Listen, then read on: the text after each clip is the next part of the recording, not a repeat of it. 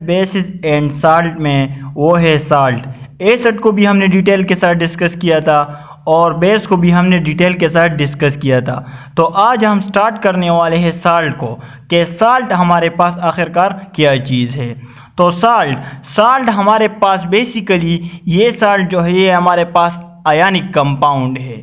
ये साल्ट क्या चीज़ है? ये हमारे पास आयनिक कंपाउंड है जो कि कंटेंस करता है, डेट कंटेंस अ केटाइन जो कि बेस होता है एंड एन एनाइन जो कि एसिड होता है।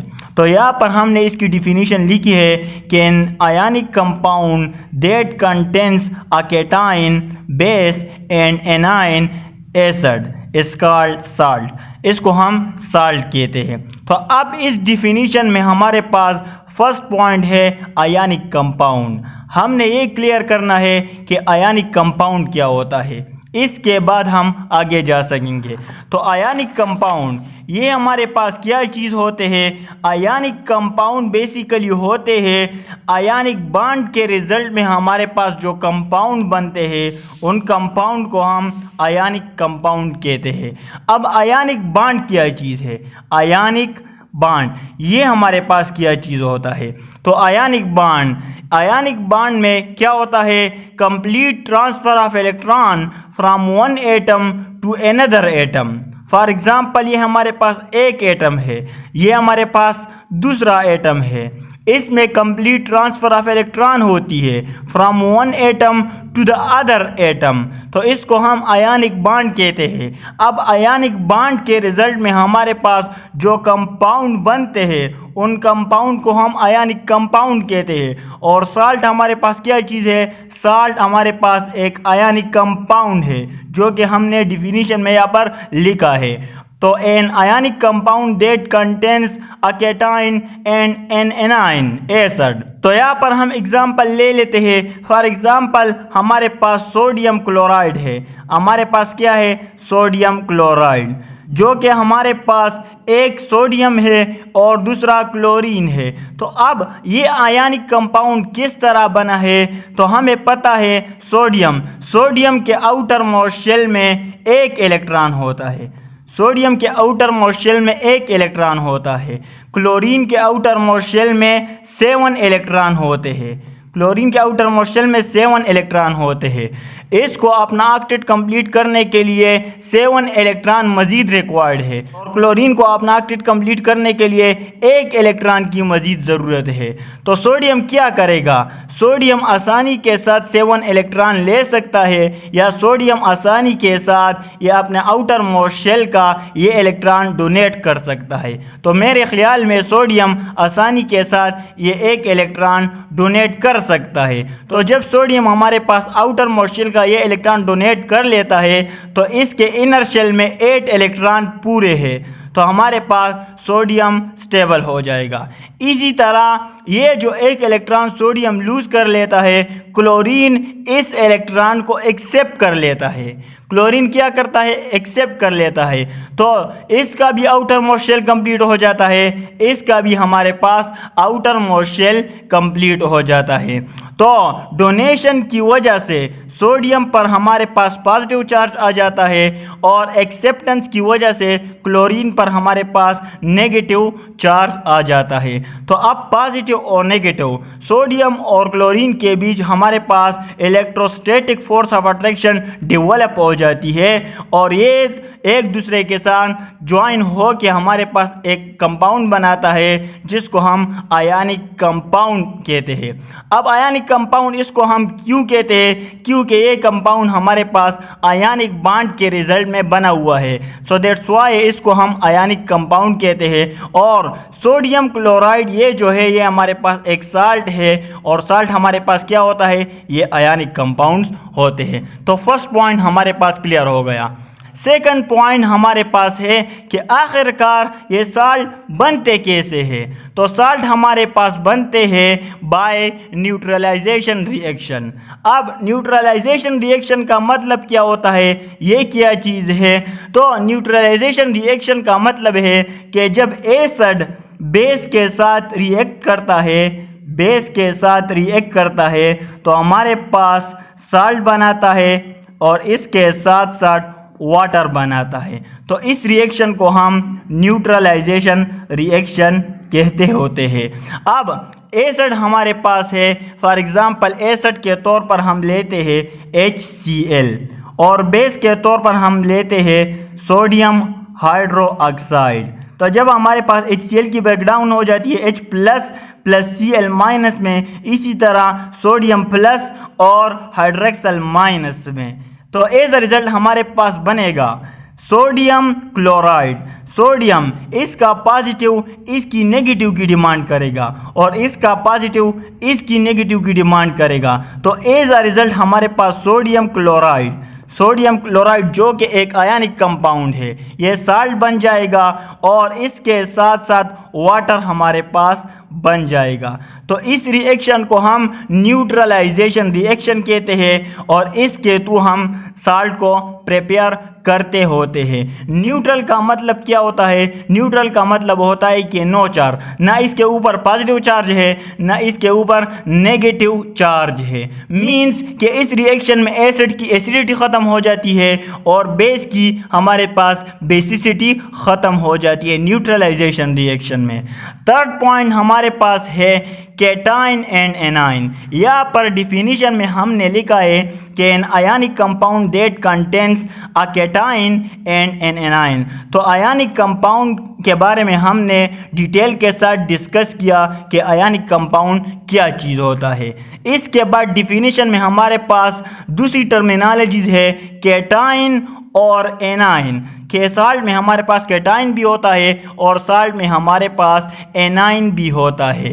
तो कैटाइन और एनाइन किस तरह हमारे पास साल्ट में होते हैं? फॉर एग्जांपल सोडियम क्लोराइड हमारे पास एक साल्ट है, सोडियम क्लोराइड हमारे पास एक साल्ट है। तो सोडियम, इसमें जो सोडियम है ये हमारे पास कैटाइन है और इसमें जो क्लोरीन है ये हमारे पास क्या है? ये हमारे पास एनाइन है। तो हम ये कह सकते हैं कि salt is the combination of cation and A9. इसी तरह हम ये कह सकते हैं। अब कैटाइन के ऊपर पॉजिटिव चार्ज होता है और एनाइन के ऊपर नेगेटिव चार्ज होता है। एनाइन हमारे पास एसिड से आता है और कैटाइन हमारे पास किस चीज़ से आता है? बेस से आता है। ये हमारे पास बेस से आता है। चौथा जो हमारा पॉइंट है कि इसका स्ट्रक्चर हमारे पास क्रिस्टलाइन स्ट्रक्चर होता है। मींस के साल्ट हमारे पास क्रिस्टलाइन फॉर्म में होता है। तो अब किस तरह हमारे पास साल्ट क्रिस्टलाइन फॉर्म में होता है इसको हम ज़रा देख लेते हैं। क्रिस्टलाइन का मतलब होता है कि साल्ट इनके जो मॉलिक्यूल होते हैं, इनके जो एटम्स होते हैं वो हमारे पास हाईली ऑर्डर फॉर्म में अरेंज होते हैं, हाईली पैटर्न फॉर्म में अरेंज होते हैं, एक सीक्वेंस में अरेंज होते हैं साल्ट के जो एटम्स होते हैं। फॉर एग्जांपल हम यही सोडियम क्लोराइड उठा लेते हैं, सोडियम प्लस प्लस क्लोरीन हमारे पास माइनस, इसी तरह माइनस और यहाँ पर क्लोरीन हमारे पास, सोडियम हमारे पास प्लस, यहाँ पर प्लस और यहाँ पर माइनस। इसी तरह ये हमारे पास हाईली ऑर्डर फॉर्म में अरेंज होते हैं। सो दैट्स वाई इसका जो मेल्टिंग पॉइंट होता है और इसका जो बॉइलिंग पॉइंट होता है वो हमारे पास बहुत ज़्यादा हाई होते हैं, क्योंकि इनका जो स्ट्रक्चर होता है वो हाईली कम्पैक्ट होते हैं। मॉलिक्यूल एक दूसरे के साथ क्लोजली अटैच होते हैं, इंटर मॉलिक्यूलर फोर्सेस बहुत ज़्यादा होते हैं, बहुत ज़्यादा। सो इसको ब्रेक करने के लिए हमें बहुत ज़्यादा एनर्जी देनी पड़ेगी। नेक्स्ट पॉइंट हमारे पास है नेमिंग ऑफ साल्ट, कि एक साल्ट को हम किस तरह नेमिंग दे सकते हैं, हमें किस तरह पता चलेगा कि ये कंपाउंड जो हमारे पास मौजूद है ये हमारे पास साल्ट है भी कि नहीं। फॉर एग्जांपल हमारे पास एक कंपाउंड मौजूद है A, तो अब हम किस तरह पता लगाएंगे कि ये हमारे पास साल्ट है? तो यहाँ पर मैं आप लोगों को 2-3 चीज़ें बताता हूँ, इसके ज़रिए आप लोग आसानी के साथ ये पता लगा सकते हैं कि ये जो गिवन कंपाउंड है हमारे पास साल्ट है। तो जिन कंपाउंड के एंड पे आप लोगों को SO4 नज़र आ जाए तो ये हमारे पास साल्ट होगा। जिन कंपाउंड के एंड पे आप लोगों को NO3 नज़र आ जाए तो ये भी आप लोगों के पास साल्ट होगा। जिन कंपाउंड के आखिर में आप लोगों को Cl नज़र आ जाए ये भी आप लोगों के पास साल्ट होगा। इसी तरह PO4, ये भी आप लोगों के पास साल्ट होगा। फर्स्ट ऑफ ऑल हमारे पास है SO4। ऐसे कंपाउंड जिनके एंड पे SO4 मीन के सल्फेट आ जाए तो ये हमारे पास क्या होगा, इससे हम आसानी के साथ पता लगा सकते हैं कि हमारे पास एक साल्ट है। सोडियम सल्फेट ये हमारे पास क्या है, ये हमारे पास एक साल्ट है। सोडियम नाइट्रेट ये हमारे पास क्या है, साल्ट है। सोडियम क्लोराइड ये हमारे पास क्या है, ये हमारे पास साल्ट है। तो इसी तरह अब ये साल्ट कहाँ से आया है, ये साल्ट कहाँ से आया है और ये साल्ट कहाँ से आया है। जो जब हमारे पास बेस किसके साथ रिएक्ट करता है, बेस हमारे पास H2SO4 के साथ रिएक्ट करता है तो नतीजे में हमारे पास सोडियम सल्फेट का साल्ट आएगा। जब हमारे पास बेस नाइट्रिक एसिड के साथ रिएक्ट करता है तो सोडियम नाइट्रेट हमारे पास आएगा। इसी तरह जब बेस हमारे पास HCl के साथ रिएक्ट करता है तो सोडियम क्लोराइड हमारे पास क्या है, सोडियम क्लोराइड हमारे पास आएगा। तो ये हमारे पास ये है। अब पॉइंट ये है कि साल्ट को हम नेमिंग किस तरह इसकी कर सकते हैं। तो सिंपल सी बात है, सबसे पहले हमने क्या करना है, सबसे पहले हमने मेटल की नेमिंग करनी है। फॉर एग्जांपल हमारे पास सोडियम क्लोराइड है। अब इसमें मेटल कौन सा है, इसमें सोडियम मेटल है। सोडियम क्या है, सोडियम मेटल है। तो यहाँ पर हम इसकी नेमिंग इस तरह कर सकते हैं कि सोडियम, सबसे पहले हमने इसका मेटल लिखना है सोडियम और इसके बाद जो होगा इसको ऐड करना है। तो इसके बाद क्लोरीन है, सोडियम क्लोराइड हमारे पास आ जाएगा। इसी तरह सोडियम NaSO4 है हमारे पास, NaSO4 ये क्या है, ये सोडियम सल्फेट है। तो मेटल हमारे पास सोडियम है तो सोडियम सल्फेट, इसकी नेमिंग हम कुछ इस तरह से कर सकते हैं। तो ये साल्ट के बारे में हमारे पास कुछ डिस्कशन था जो कि हमने इसको डिटेल के साथ डिस्कस किया है। साल्ट प्रैक्टिकली हम इसको कहते हैं। ये हमारे पास क्या है, ये हमारे पास एक आयनिक कंपाउंड है।